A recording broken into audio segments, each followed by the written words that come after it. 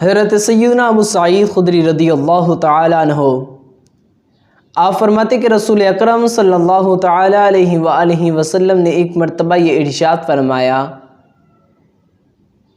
کہ اے صحابہ، راستے میں بیٹھنے سے پرہیز کیا کرو، بچا کرو۔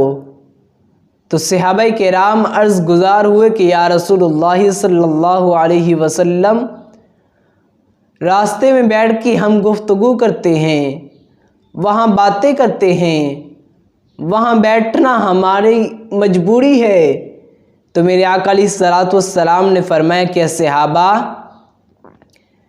جب آپ کی مجبوری ہے راستے میں بیٹھنا تو پھر وہاں بیٹھنے کا حق بھی ادا کیا کرو۔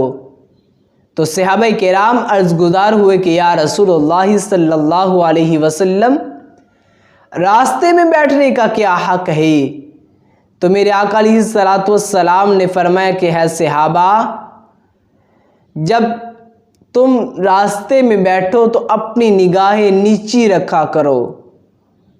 اور اس کے بعد میرے آقا علیہ الصلوۃ والسلام نے فرمایا کہ اپنے ہاتھ روکے رکھنا۔ اور تیسرا میرے آقا علیہ الصلوۃ والسلام نے فرمایا کہ اے صحابہ، جب آپ کا کوئی مسلمان بھائی آپ کو سلام کرے تو آپ اس کا جواب دیں۔